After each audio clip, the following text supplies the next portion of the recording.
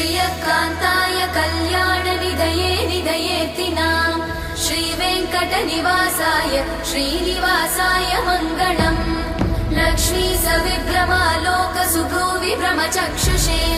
चक्षुषे सर्वलोकानां वेङ्कटेशाय मङ्गलम्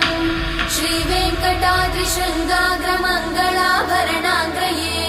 मङ्गलानां निवासाय श्रीनिवासाय मङ्गलम् सर्वावयव सौन्दर्य सम्पदा सर्वचेतसां सदा सम्मोहनायास्तु वेङ्कटेशाय मङ्गलम्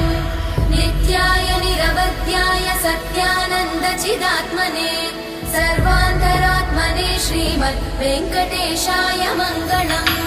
स्वतः सर्वविदे सर्वशक्तये सर्वशेषिने सुलभाय सुशीलाय वेङ्कटेशाय मङ्गलम्।